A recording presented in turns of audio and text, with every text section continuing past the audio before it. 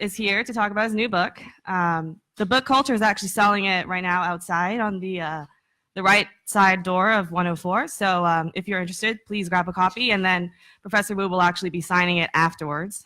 So that's always great. Also, if you're interested in CALIA, which is the organization that does antitrust law here, please sign up on your way out. We have a sign-up sheet in the back. Thank you. All right, well, hi, everybody. Is that on now? There we go. All right, hi, everybody. Couldn't be a better place to launch my book, the home institution, Columbia Law. And I got to say, compared to doing a normal book talk, it's kind of just like relaxing to be at home, essentially, with students, you know, where I teach antitrust, obviously. Many of you are in my antitrust class right across the hall. So my talk today is about this book, The Curse of Bigness. I will give you a hint of what the book is about. It's about antitrust revival in our times. It is an effort, I think, to respond to the felt needs of this moment, which I see is characterized by two economic facts in particular that I want to single out. One is a real sustained increase in economic concentration in our economy. Some of you may be familiar with this, some not. This refers to the fact that the economy, both the United States economy and the global economy, are dominated by fewer and fewer companies per industry. So in 75% of industries over the last 20 years, there has been a decrease in the number of competitors, which just means that there are more and more oligopolies and monopolies across the country, across the world. And another, I think, singular fact that no one can deny is the change in inequality. There's been a profound shift of wealth and income to a smaller and smaller percentage of the population. It's measured by a lot of metrics. One example I describe in the book says, you know, 1% of the population, you've seen all this, controls like 28% of income and almost 36% of wealth.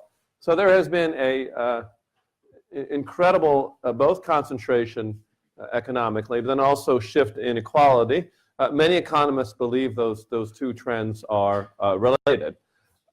They believe that the fact you have smaller and smaller numbers of firms which earn higher and higher profits and are better, have more bargaining power over workers, tends to move the proceeds of the economy to a smaller and smaller group.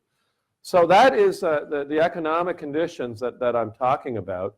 And what I believe we need in this country, and frankly in this world right now, is a reboot of an American original, the antitrust laws, invented in this country in the late 19th century to deal with what I think were similar problems at that time, believing that a deconcentrated economy with less firms, with more, you know, fewer monopolies, broken up firms would be better, not only for the economy itself, but also for the conditions of democracy. So that is the thesis of my book. And I want to structure this talk in three parts. I want to talk about, first of all, the last time we thought that antitrust laws were really important, right after World War II. And then I want to return to the First Gilded Age, late 19th century, talk a little bit about that. And then finally end with our times and what I think needs to be done. So let me wander back to a period right after World War II. The Allies had just won the war.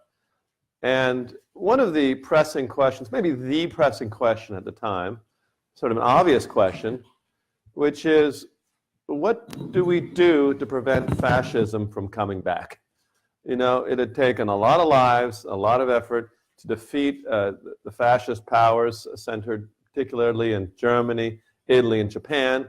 And I thought, well, we got to do something about that. Now, there are a lot of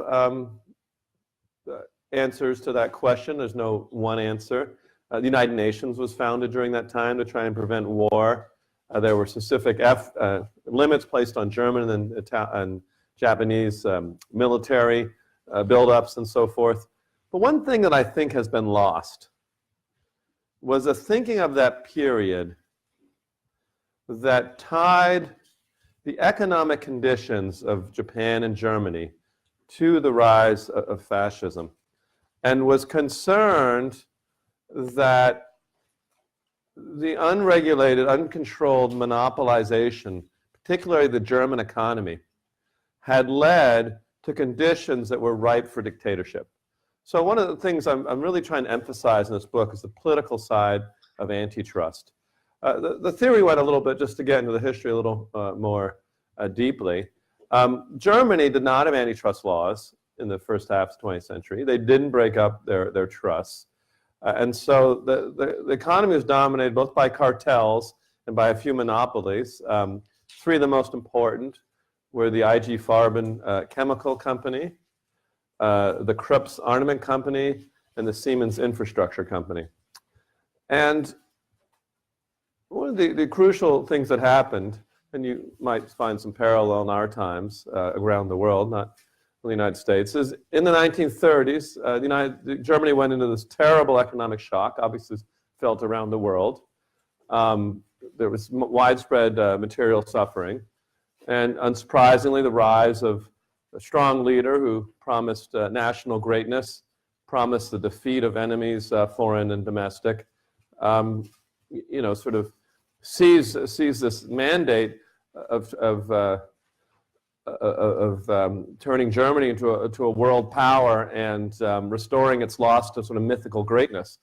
And around the world today, we once again have similar populist movements that are a response to this sort of widespread economic suffering. And there's a key moment in that history where, because Hitler came to power, but he had a lot of institutions against him. The army wasn't necessarily interested in him. The church wasn't comfortable. But ultimately, it was these monopolies that were in a position to sway, to both fund the Nazi Party and provide enough support for him, that he managed to consolidate his power. And there's a lot of economic studies of this particular period. I'm not saying they were all 100% in agreement with this idea, but they started to understand, first was they started to understand how their interests were served also by the interests of they both were interested in power. They both didn't want democratic accountability of any kinds. And most importantly, because they were so concentrated, they had the power to move things over. So after World War II, the Allies said the first thing we need is a thorough breakup program. And they had a law in Germany that broke every single one of the companies into very small pieces. And they pushed hard to make sure, and when Europe adopted its own competition statute, and also when Germany adopted theirs, one of the goals was political. To make sure that so much private concentrated power is not allowed to arise that it could tip government in different directions, or that it even could challenge government. And I think this is, without exaggerating, or there's obviously a lot of difference between now and the 30s, I think we face similar problems today. The real worry about fascism is that you'll have a union of private power and public power, both of them unaccountable, and both of them interested in sort of maximizing their particular interests at the expense of the population. And I don't think you need to be an extremist to think that, well, how is it in the United States the U.S. Congress routinely is not that necessarily interested in the median voter, but seems to more generally care about what large interest groups. So how is it that, for example, pharmaceutical drug pricing, which nobody thinks is reasonable, except for the pharmaceutical industry, no one can really defend. How is it that there's somehow people are unable to do anything about it one way or another? I don't want to say we're quite as far as things were in the 30s, but we're seriously in a danger from, I think, concentrated private power of losing some control over the economy. And I want to, or losing some control over this democracy and what directions we go in. We'll return to the 19th century, part two of the talk. Let's talk about when we very first confronted these problems in the United States, the First Gilded Age. So there's this problem right now. Sometimes we remember the First Gilded Age. Maybe we've seen too many movies, like a lot of really fancy parties and nice houses, and there's obviously some of that. But I want to go back and look at the economic structure and the ideology of that period to understand better the origins and the importance of the antitrust laws. So if you go back to the 19th century, late 19th century, you have at that period a very radical movement to transform the American economy. There was a merger movement, a mass consolidation of American business that resulted in over 2,000 businesses consolidating into less than 100. And there was a new structure for the economy. The economy began to be dominated by the trusts, usually one trust per industry. And the trust is a fancy name for a monopoly. So you had obviously well-known trusts like Standard Oil, which the oil industry. You had a cotton trust, you had a tobacco trust, you had a nail trust, I think it was a pencil trust. There was every single industry, a film trust, which all the films that were made. So that, this was the new structure. And obviously there was some economic reasons that people preferred trusts. Competition they had felt was had created a lot of problems for them, and there was individuals who, like John Rockefeller, J.P. Morgan, became incredibly wealthy. But the people of that era preferred to clothe the monopoly movement in somewhat more dignified clothing.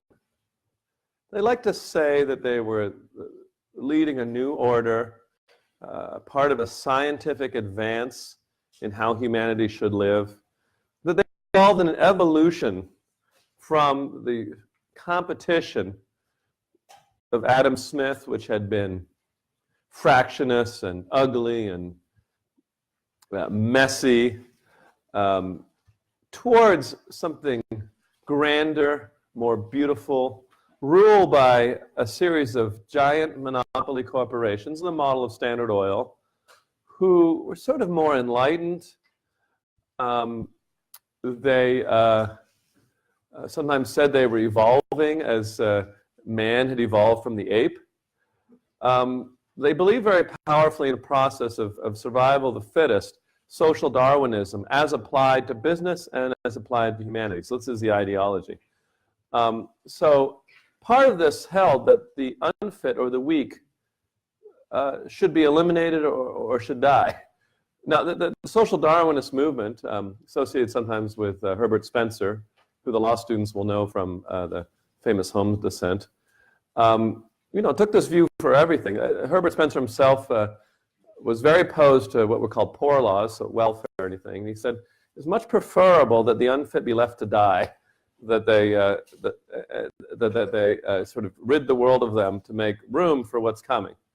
Rockefeller went further. He sponsored eugenic campaigns to sterilize, as many of you know, sterilize people who were seen to be unfit or ill. And they said basically the same idea in business.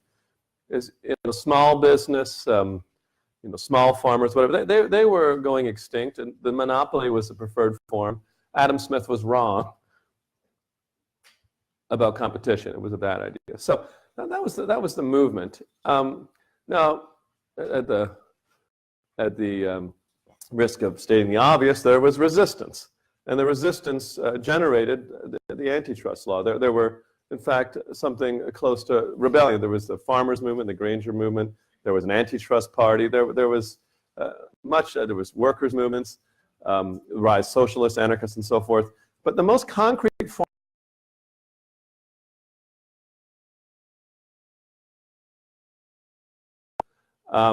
and so the origin of the antitrust law, I want to emphasize, is in this resistance to a kind of theology. Actually, at some points it was religious, like a replacement for the humility of Christianity, towards something that worshiped man as a kind of God, a self-created God, looking towards the sun, to cite Spencer, no longer looking down at his feet in obedience, but looking above to master. So, there's a profound resistance to it, a sense that, America was founded on a very different set of values. One thing you got to say about this monopolization movement, it produced some impressive companies. There's disputes as to whether they were actually efficient or not. Some of them may have been too big to be efficient, but they certainly said they were produced wealth, particularly for an upper echelon. It was certainly in tension with some of the founding values of the United States. And I'll mention two in particular. The United States had actually always, in theory, been about decentralized power. Federalism was trying to break political power into states and also in the federal government into three pieces. There was obviously in this anti-monarchy movement some resistance to the idea of unaccountable powers who ruled over everybody. The original Tea Party was actually an anti-monopoly protest against the British tea monopoly. So this was a big break with some of the founding ideals. And another one, it almost seems strange to say this is a founding American value, but this idea of equality. Alexis de Tocqueville, when he came to the United States in the 1830s, he opened his his observation of the United States with this line, which I'm going to translate from French so I can say whatever I want. He said one of the things I noticed, and one of the novel objects I noticed about the United States was this equality among citizens. He said, there they are, all in the frontier, and they're all like the same. They don't have classes. They don't have this real difference that we have in Europe, where we have the aristocracy and everybody else. I mean, to say that about our country now seems like unrecognizable, frankly. But that was the sense they had, and that was like what people were so proud of, is that this was kind of a classless society, a place where, obviously they were richer and poorer, but roughly they were in the same league, everybody. And the idea of the merger and the monopoly movement was much different. So the antitrust laws were against that. And I want to center on two figures that are in the book who really had a big role in this, both ideologically and as a matter of law enforcement. So Louis Brandeis is one of the greatest. You may, obviously, as law students, you know him because he was a law professor. No, he wasn't a law professor. He was a justice. He wasn't a law professor. He wrote a famous law review on privacy. And, it's sort of seen as one of these people who's famous. But I actually think he's been misremembered. As Louis Brandeis, even though he cared about free speech, and what he cared most about was the economy and the conditions in which it created for the thriving of a democratic and republican character. What he really cared about was what it meant to live day to day in the United States and whether it produced citizens that were worthy of this country's promise, and whether they had the conditions. So, so that for that reason he was interested in free speech and civil liberties, and he didn't like oppression for government. But he thought the most important, the most dangerous, was oppression from private forces. One thing today's libertarians, I think, sometimes mistake is they, I think, rightfully interested in freedom, but somehow they have no sense of private intrusions into freedom, and things like the fact that the conditions of work, particularly if you're an associate at a law firm, have much more to do with your life than sort of theoretical freedoms at the governmental level. I'm not saying government can't also be oppressive, but day-to-day life, Brandeis thought, is really the real freedom you experience has a lot to do with things like infrastructure, your hours of work. Back then there was no limit on hours of work. Actually, now there's no limit either, again, unless you're. He was very concerned that Americans would become a dull people, that they would become employees as opposed to citizens. They would just be toiling away. He once said, in conditions even worse than Negro slavery, as he said. It's like we just went to war to get rid of slavery, and now through oppressive conditions of employment, we're replacing it. So, Brandeis sort of stood for this idea of what the American economy should be in relationship to what kind of democracy you want. And so he was opposed to private concentration of power. And in fact, this book is probably the most inspired by Louis Brandeis and his ideology, which ultimately is inherited by Woodrow Wilson and powers him through the 1912 election. But I want to focus on another figure who is also really critical to this book, and that's President Theodore Roosevelt. who you obviously have heard of, but also may know him as a trust buster.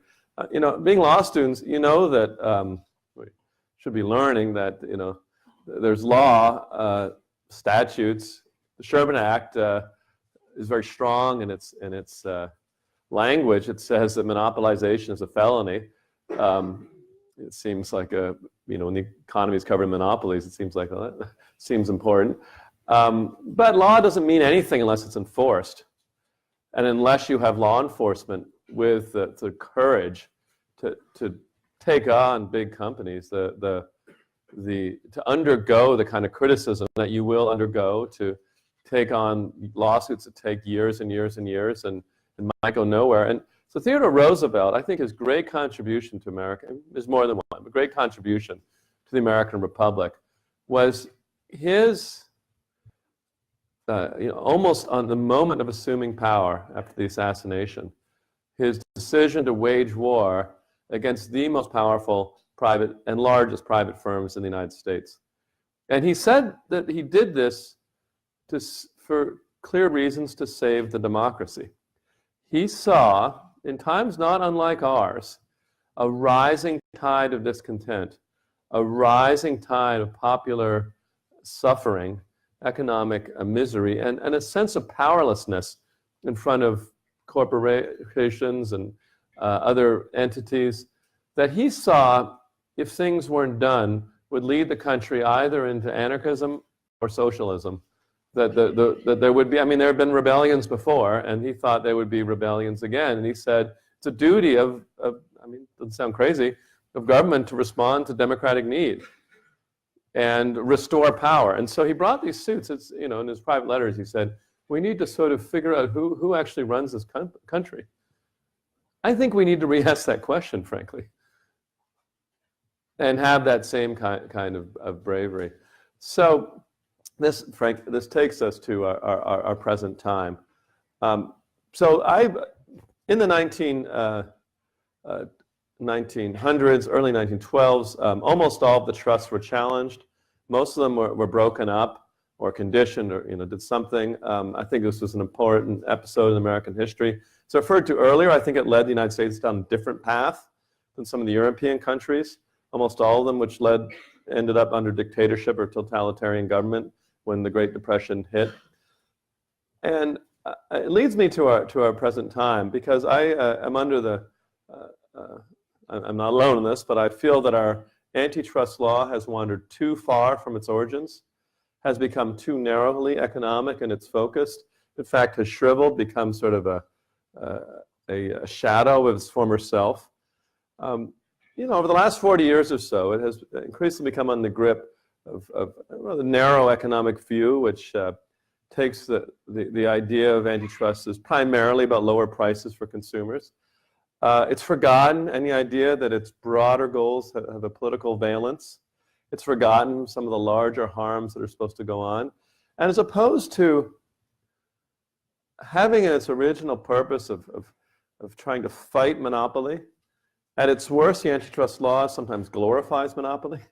In the hands of Justice Scalia, for instance, in the Trinco opinion, he managed to, in a case around Verizon, which has held its monopoly for over 100 years, say that monopoly is what encourages innovators to seek new business, while Verizon was killing the innovators who were trying to start new business. So the antitrust law has been, in my mind, turned on its ear, and has fallen far from what it should be, and fallen far from the kind of goals it should be endorsing.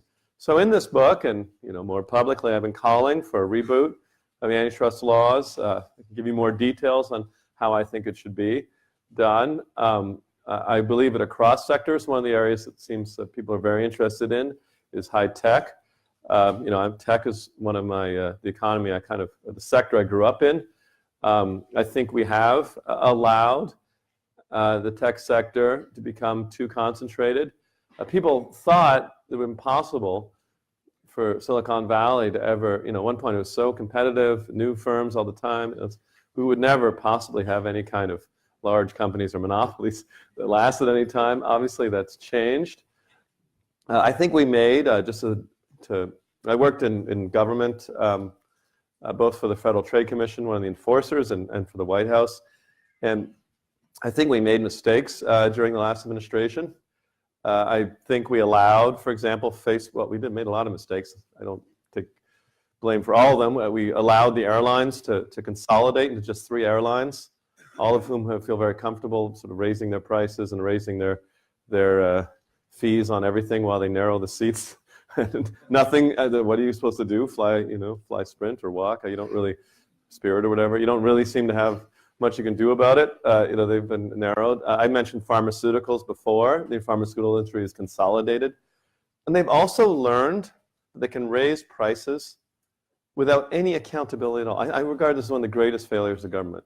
That all this, hubbub about, in the news, 1,000%, the Daraprim was raised from $2 to $760 a pill. And, there's a lot of outrage. Congress had a lot of hearings.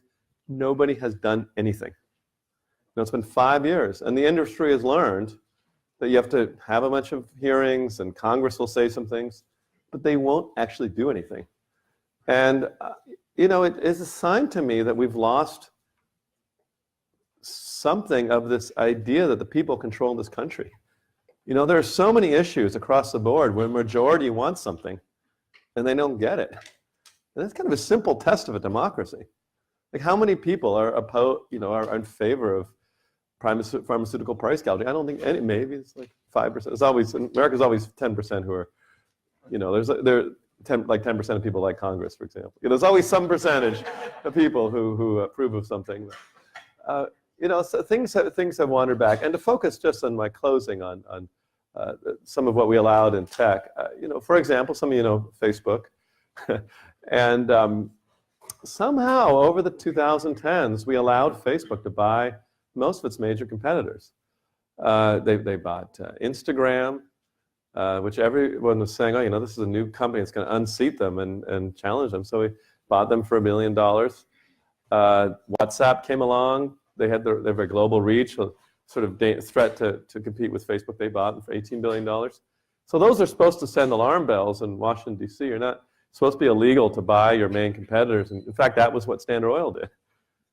They just bought all the oil companies and created this giant monopoly. We let it happen with Facebook, and then suddenly, what do you know? There's scandal after scandal of privacy breaches.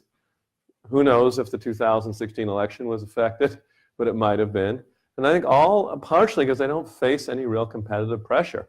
And in fact, even their very size, something you look at, their very size makes them the target, creates its own kind of weakness. Because of that is in some ways the curse of bigness. We've allowed it to become too sensitive, allowed it to be too controlled by too few companies. So I just want to close. Maybe I've sort of made my point by now, I think. But I don't think it's some of you may think, well, there's other ways of getting at this. I want to suggest there's something about antitrust, something about fighting concentration, economic concentration, private power, that gets at the core of a lot of these problems. And let's say you're concerned about inequality. So maybe you want to change the tax code or something. Well, how do you think you're going to change the tax code if you still have so much concentrated private power, whose idea of changing the tax code we've seen in recent times? It means more corporate tax cuts. But, the middle class, if they could lobby, would reduce taxes themselves. They're incapable of it. So the point that I'm trying to make is if we, I think, want to recapture the sense that this republic is responsive to its citizens, we need to be more serious about private power, and we need to be more serious about the problem of concentration, which I think affects our times. We're in serious danger, I believe, at its more extreme, of repeating some of the signature errors of the 20th century, where we tolerated concentration, tolerated inequality. It is, to my mind, not a surprise that we're having political conditions that match the mistakes we made before. Thank you very much, and I welcome your questions.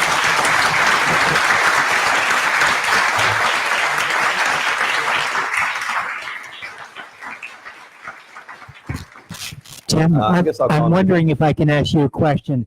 What are your thoughts on Eric Holder being the president of the Chicken Shit Club in terms of lack of prosecution against corporations?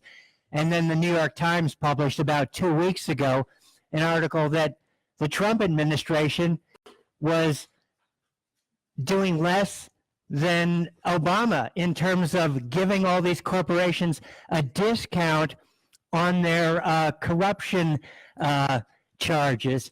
And then I'll just leave you with the last thought, and that is, what about breaking up Amazon? All right.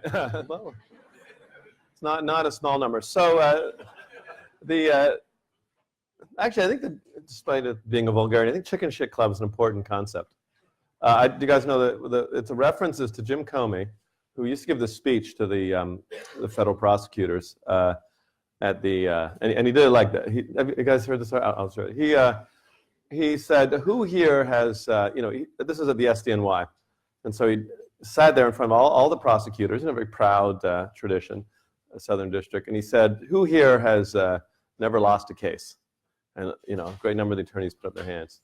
He said, "You are members of the chicken shit club."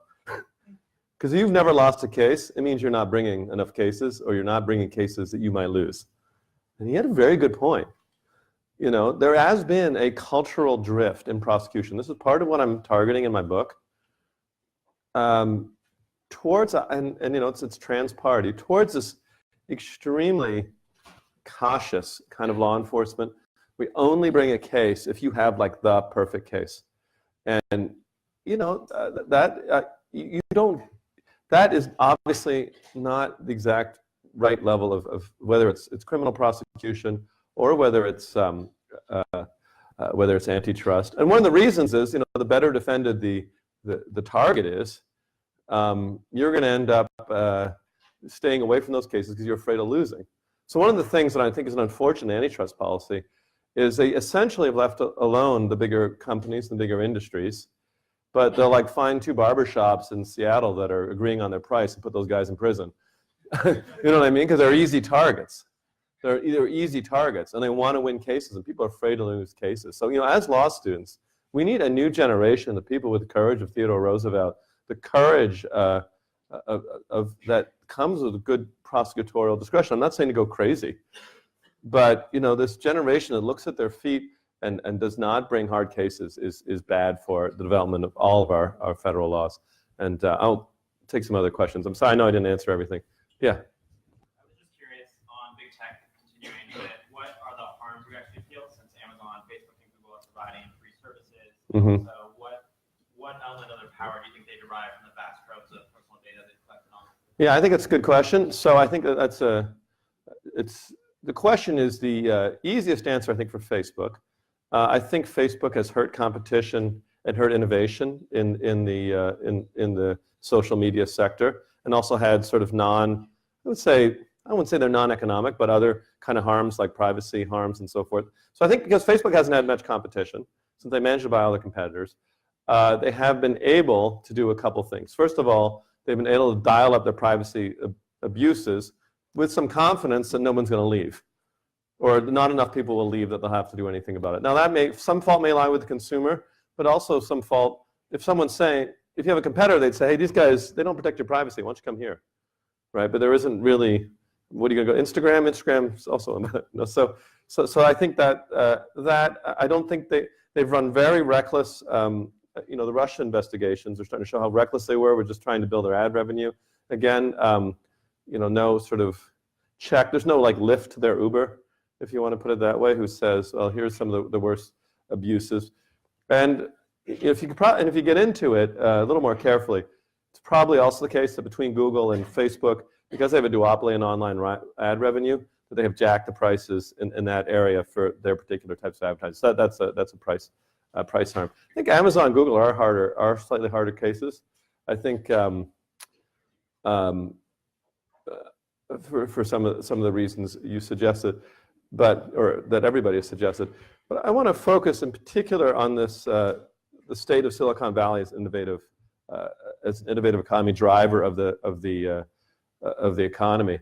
One of the things that has dried up in recent years is VC funding for any kind of firm that gets anywhere close to any of those areas. And so, if you're a believer that innovation is a huge role in trying to move the economy forward, and if you look at the 80s and 90s, it feels that kind of cycle of new firms starting. That cycle is drying up, and one of the reasons is, I think, is you just have this idea there's 3 or 4 big guys. If you're lucky, you get bought by them, but if you're not, if you're sort of directly competing with this, there's no hope. And I think that the long-term danger, sometimes I'm reminded of the car industry in the 50s, where people are like, General Motors is the most efficient company in the universe. And people wrote, there's this famous Harvard business professor who wrote this long case study about how General Motors had like solved efficiency forever. And like people say about Amazon right now. Like they are just operating at this completely different level of understanding General Motors, and they were pretty great in the 50s, but you sort of let these big 3 run cars forever. Eventually, you start to see stagnation, and in fact, a generation of suffering, and regions of the country that ended up being devastated by the loss. So I'm not a believer in the efficient monopolist over the long term based on its track record. More questions? Yes. My research assistant is asking me a question. I'm sort of wondering, who are what sort of expertise would guide kind of an originalist political antitrust regime, in the sense that, today economic expertise is a huge influence on case selection and litigation remedy shaping. Under sort of a political system or a partly politically focused antitrust regime as you describe, I mean, would we be getting input from sociologists or political theorists as well? No, I don't see it that way. I think it's lawyers, frankly. I think there's a balance of power in antitrust between lawyers and economists, and I think it's swung too far towards the economists. We can all agree with that at the law school. So let me be a little more careful what I think about political motivations for antitrust. What I don't mean, and there's some danger in this, is something like the current chief executive yesterday said that, Comcast needs to be investigated, they're evil or something like that. In other words, the enemies of the president become targets of antitrust enforcement. That is a dangerous path. But I do think, I actually think Robert Butofsky, who's this famous figure in antitrust, he just died. He said that even though in any individual case the economic concerns are going to be front and foremost, and sort of how you build your case, in the back of your mind, you have the idea that what you're trying to do, and the reason for this law, is ultimately a separation of powers-like thing, right? I mean, there's a constitutional dimension to antitrust where it recognizes that private power can come to equal public power, in some cases exceed it. So in the back of your mind, when you are enforcing these laws, when you're trying to break up monopolies, you have in mind this is also for this background reason of maintaining the separation of powers inside the country. Well, one problem with the Constitution, good document generally, is that when it was framed, they didn't have any conception that there would be this problem of private power. Businesses, there was no corporations. Businesses were small businesses like Benjamin Franklin and those kind of guys. And they had crown monopolies, which they disliked. They didn't have this idea of independent private power that might rise to constitutional levels. And part of what I think we did in the election of 1912, which is described in the book more carefully, was take a new vision of the Constitution that enshrined antitrust and other forms of enforcement as a kind of permanent constitutional check on where private power can go. And I think we have let that lapse and forgotten that understanding of how this economy and this country is supposed to be. Yeah. Do you think that some of the force of Brandeis's arguments have been taken away by the fact that the real manifestations of workers' subservience that he was concerned with have declined significantly? For instance, workplace injuries, or the fact that real hours worked by non-management employees has declined by 15% since 1950? Yes, I don't think we're in the situation we were in the 19th century. I mean, let's not exaggerate. Late 19th century makes America look like Sweden or something. People making $1 an hour, $1 a day versus millions of dollars. Worker unrest back First Gilded Age, they had strikes. They actually paid militias to shoot the workers, and it was much more intense. And somehow that seemed to be a fine way of dealing with labor practices. So I think I would not compare exactly, but I think workers and employees have a lot to be angry about. Wages have been stagnant for 40 years. They've gone up a little bit in the last year. And I think that has a lot to do with the relative bargaining power, also decrease in union power. There's a huge rise in part-time work. One of the things Brandeis really cared about, he had this idea, you know, that your work really, something for students here, is that work ends up building your character or destroying your character, you know, who you become. And one thing he felt is he was like, part-time, you know, on and off work, really, if you're constantly anxious about whether you have a job or not, you can't really thrive as a person or flourish. You're kind of always worried about where your next gig is. I think there's some truth to that. You know, maybe I'm just based on my friends who are freelancers in New York or whatever, but there, you know, there's some truth to the idea that constant economic anxiety leaves no place for human flourishing. And so I think, you know, a lot of people have been born into an era where they feel very economically insecure, and some of this I think translates into very dangerous political directions. People get angry, you know, a lot of, and blame immigrants, blame foreigners, blame China, whatever. And I think many of the dangers Brandeis talked about are still here. Try and up in the back there. Hi, I'm an undergraduate in the college. So one thing that we see that's being very different from the Gilded Age is also the issue of price discrimination using big data. And we're seeing threefold differences in prices, like for airlines, for Amazon, whatever the case may be. So how do you propose that antitrust deal with big data and price discrimination? It's interesting. Some antitrust students know this. There's a law that bans most form of price discrimination in the United States, Robinson-Patman Act. But with very trivial exceptions, it hasn't been enforced in like 40 years. Why? People don't like the law. I mean, the prosecutors have basically nullified the law. That's one of the things that has happened. And I think is a good question. I'm actually very concerned about price discrimination for the following reasons. So, you know, I know enough about the economic literature to know that some of the advantages, it leads to more revenue. Everyone knows what price discrimination is, right? Like different prices paid by different people. But one of the things, there's several, actually I'm writing on this, several reasons I think that I think it has harms that we don't fully recognize to live in a perfectly priced society. One is the fact that even though supposedly rich people are supposed to pay more and poor people less, it doesn't always work that way in practice. Because what it is what you can get away with.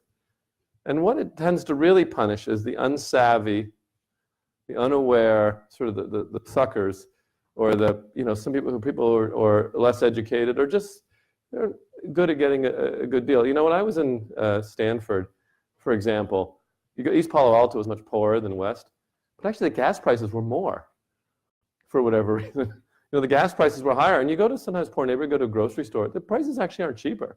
Things are more, and it's just like, well, people, you know, these people won't drive away, so why not? You know, people are not going to not eat food. So why not jack the prices up? And you know, the credit cards that poor people are credit risk, but often they're just a terrible ripoff, huge annual fees, and you know, and so a lot of it ends up not so much being the kind of thing you'd hope for, but just a sort of a punishment of certain kinds of people. It also encourages people to spend all day trying to, you know, move categories, and that's its other cost. I also think it starts to break, you know, extreme price discrimination, which has kind of become a part of more and more of everything. You know, you go to Disney World and there's a lineup for fast food people. And so it does start to break that de Tocquevillian sense. We're kind of all in this together, right? Sometimes I prefer just, it's kind of a, you know, first world problem. But, you know, sometimes when I fly Southwest versus flying other airlines, at least you're sort of in it together. You know what I mean? Versus, you know, if you're sort of low status in America, you sit there and you watch everyone else go on. Or, you know, I don't know, it just really turns us against each other. And I think there's more and more stuff that is in this country, and price discrimination is one, like turns us against each other. Very subtle ways. We don't always analyze it, but it's like fast lanes, slow lanes, you know, doors for cheap, just turns each other against each other. And I prefer to live in a country where we're kind of in it together, you know, undergoing, maybe this has to do with growing up in Canada, where it's cold. We're all like suffering with I'm a dual citizen, but you know, suffering with the weather. It's, you know, I think there's something to that in the spirit of the country that we need to return to. I think how much are we doing on time? Maybe one more question. Where is, All right, you were waiting earlier. Thank you for doing this. So your view, which is the open markets view of attacking private power by breaking it up, is pretty common. But other people, most prominently Senator Liz Warren, have taken the view that instead what should happen is you should get essentially public control over private power. Yes. So, for example, the Accountable Capitalism Act, or people talking about.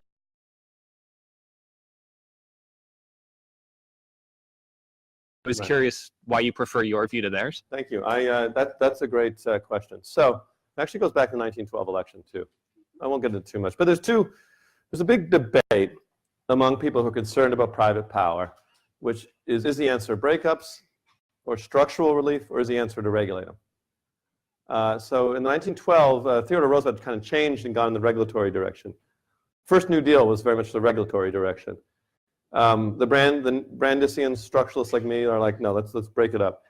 And I just do not have a great faith in regulated monopoly.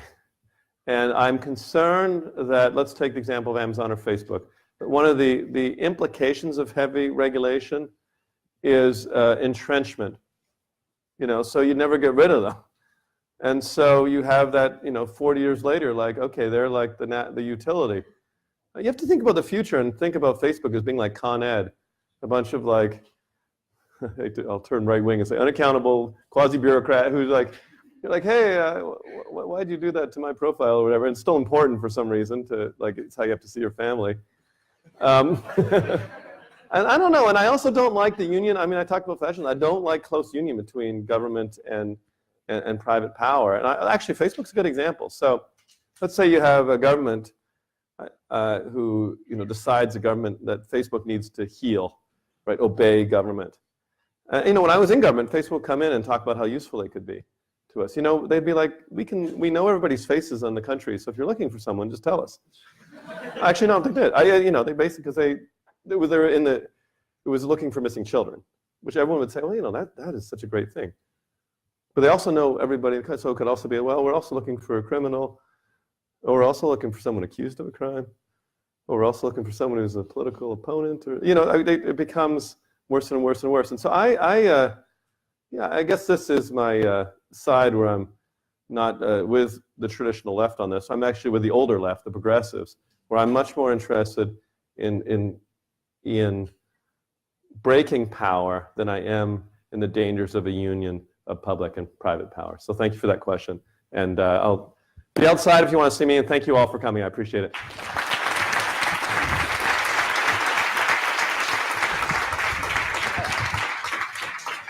Take all these owners there.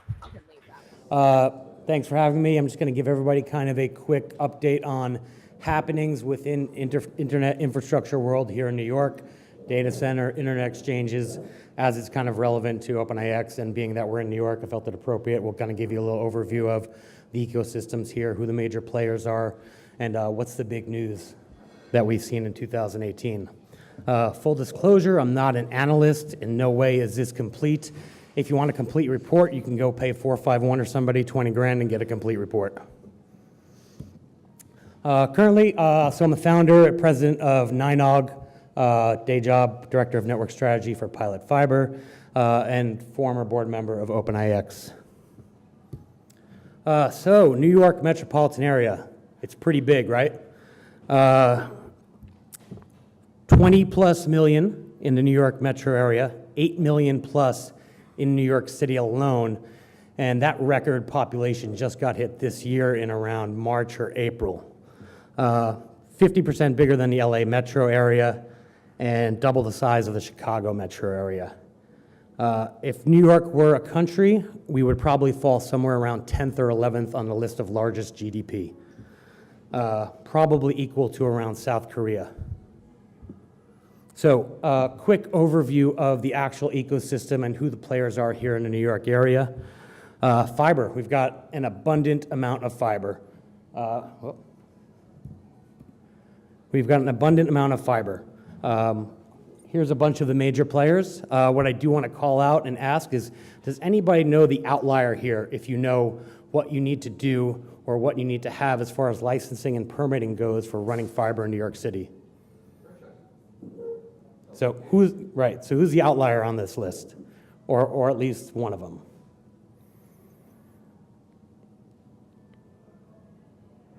There's a couple, but you can check out the slides later. So you have to have a franchise permit to run fiber in the ECS conduit in New York City. Not all of these guys have it.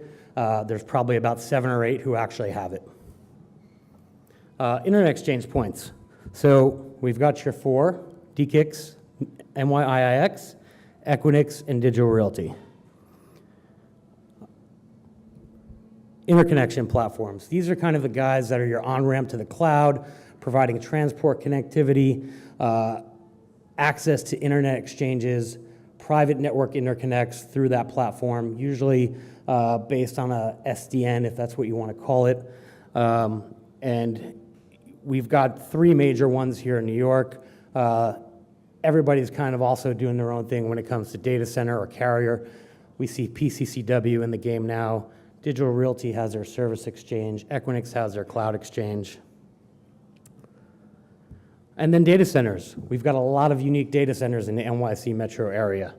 One logo that might look interesting on this list, on the top right, that maybe people are familiar with as a commercial real estate landlord, property owner, but not familiar with as a data center owner. And we'll talk about them in a little bit as the slides go on.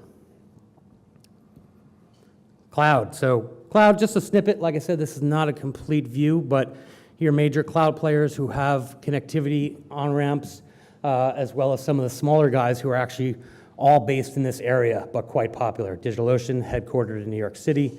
Packet, headquartered in New York City. Linode, headquartered in Philadelphia.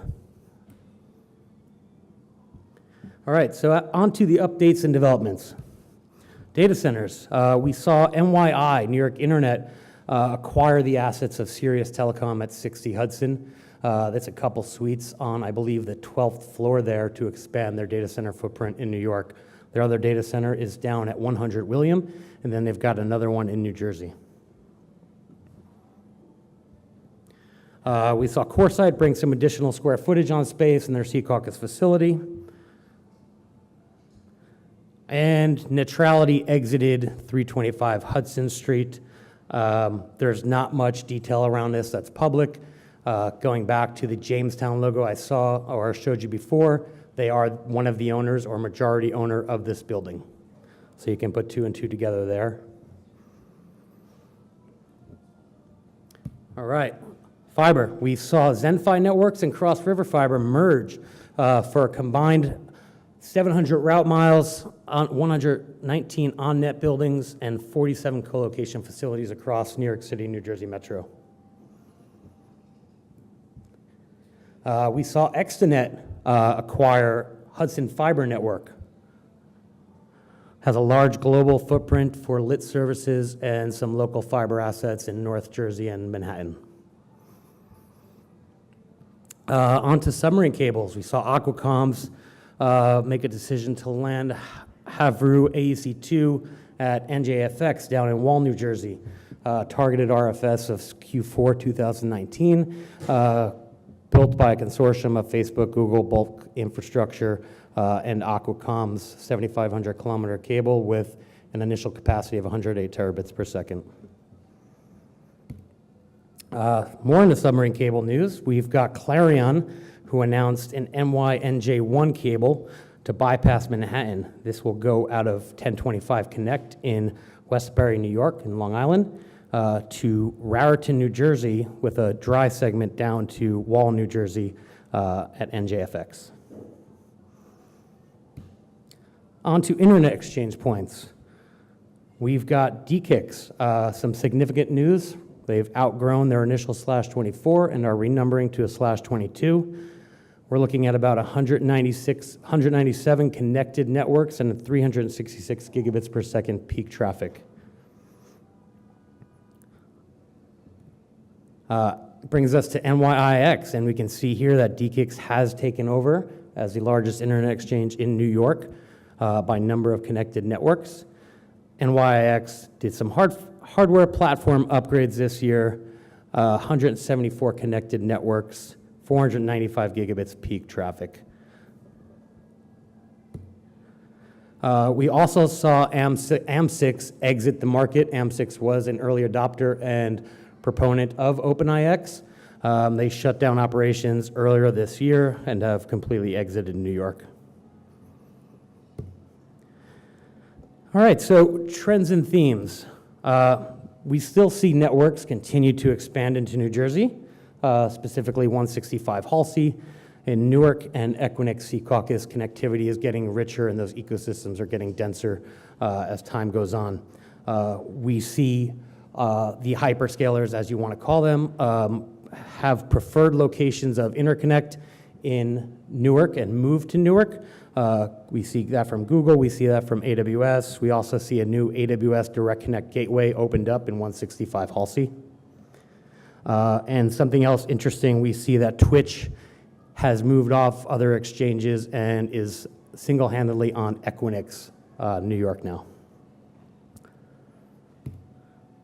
All right, so continued interconnect fragmentation. We still have 4 internet exchanges. We still have expensive carrier hotel riser costs, and we have walled gardens of the likes of Equinix and Digital Realty. Trends and themes, consolidation continues as usual and as expected within fiber and data center. And last but not least, the edge. The edge has come to Brooklyn. A couple shipping containers are there. I'm just kidding. The edge is not here. We are just quickly climbing to the peak of inflated expectations. Let's be calm, okay? And that is it. That is a quick update. If anybody has any questions, feel free. If anybody wants to join, go to a NYNOG, nynog.org. We do 4 events/meetups a year, typically educational focused. Sagi, also call him out. He's on the board of NYNOG, busy man.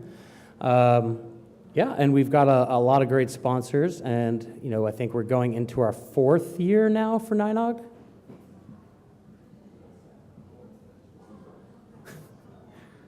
Yeah, okay, so next one will be December 4th, will be a holiday or winter networking event, and we're doing that in conjunction with DKIX. So come on out, go on the website, get registered on the mailing list so you get the invite. Good stuff. Cool, thank you.